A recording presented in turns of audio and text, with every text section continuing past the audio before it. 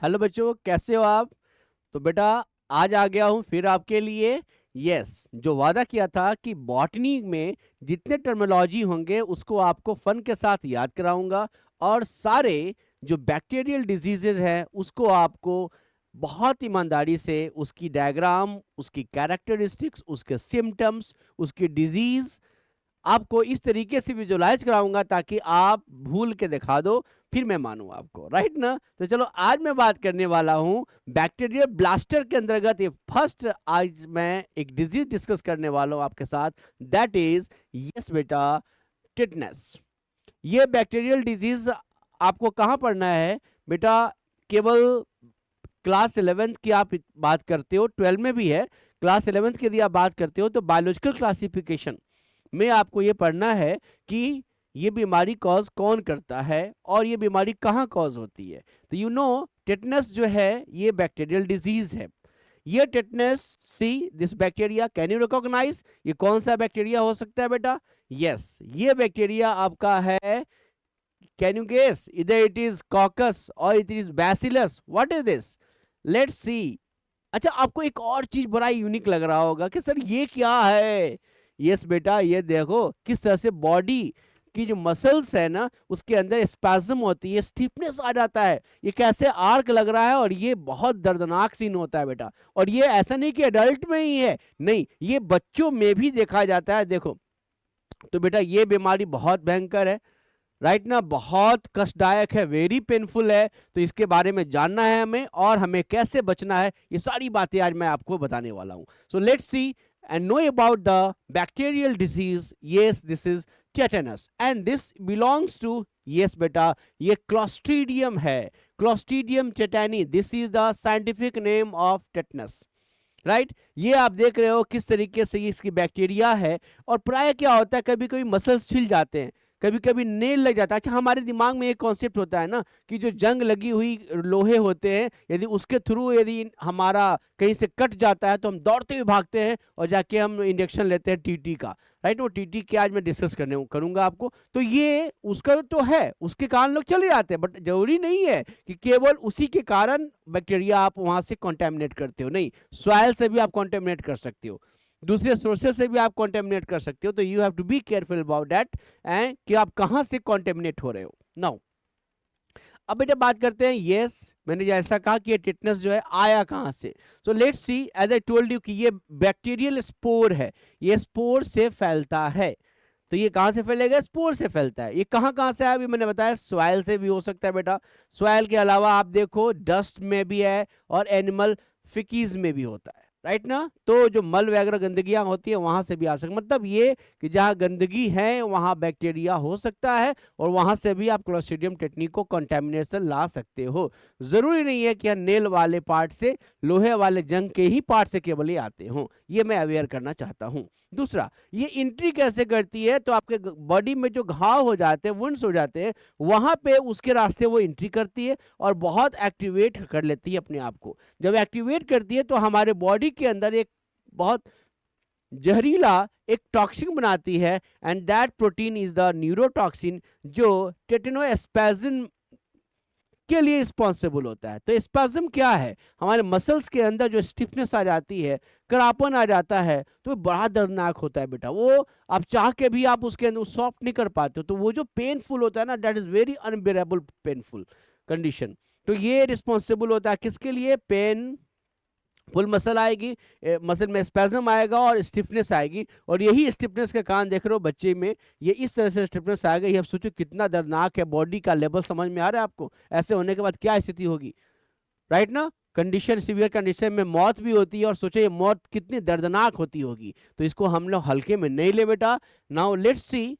Yes, ये बड़ा common चीज है, हम समझते हैं। अच्छा, ये जो ना हम लोग नेल बोल दिए, यहाँ पर कील है, यहाँ पे है ना, काटी भी बोल जाते हैं लोग। तो ये जो आप देख रहे हो कील, ये कील हो गया, इसमें रस्ट लगा हुआ, लोग सोचते हैं रस्ट लगा तो इसके कारण होगा, ये भी होते हैं, है ना। ये देखो स्वाइल है, इस स्वाइल के अंदर भी हो सकता है टेटनी हो, और यहाँ से भी आप इन्फेक्शन ले सकते हो। जरूरी नहीं है कि केवल जब जंग लगे हुए रस्टेड आयरन पार्टिकल से ही आप कंटामिनेट होते हो, नहीं।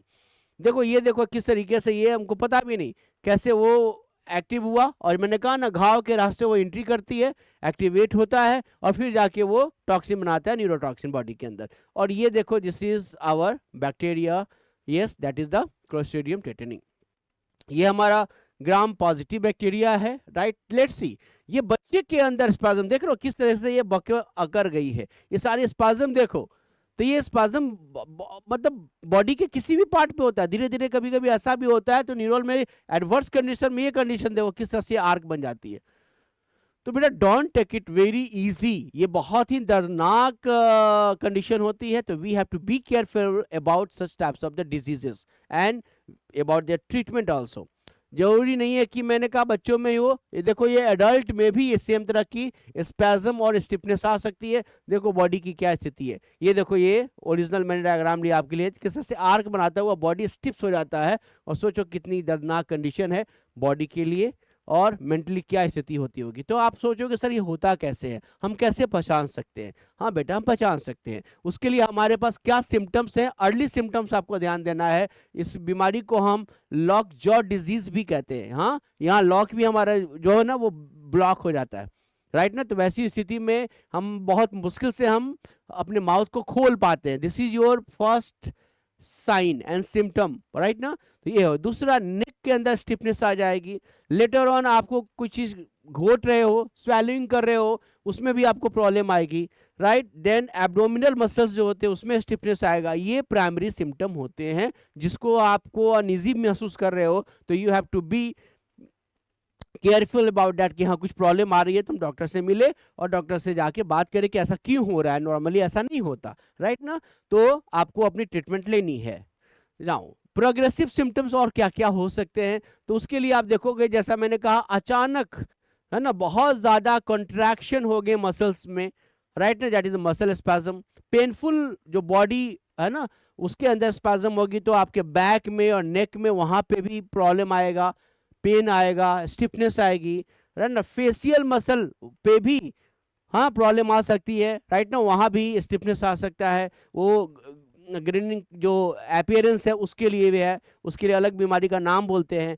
बीपी जो है वो हाई हो जाएगी और जो हार्ट का जो रेट है वो रैपिड हो जाता है। ये एडवांस कंडीशन की बात हो रही है। तो ये भी आपका प्रोग्रेसिव इवोल्यूशन है अर्ली सिम्टम के बाद, ये प्रोग्रेसिव सिम्टम्स है। उसके अलावा आप ये भी देखोगे कि बाई फीवर और स्वेटिंग आएगी, डिफिकल्टी होगी ब्रीदिंग करने में और अनकंट्रोल यूरिनेशन और डिफिकेशंस का भी प्रॉब्लम आता है। क्योंकि मसल्स में प्रॉब्लम आ रही है तो इसमें भी प्रॉब्लम आएगी, क्योंकि ये मसल रिलेटेड मैकेनिज्म है, फिजियोलॉजी है बॉडी की, राइट। तो इसका ट्रीटमेंट कैसे करना, बहुत सिंपल है, बहुत सस्ते में 200-250-300 में ये इसकी मेडिसिन आती है। हम इसे टीटी के नाम से जानते हैं, दिस इज टिटनस टॉक्सवाइड बोलते हैं, राइट ना।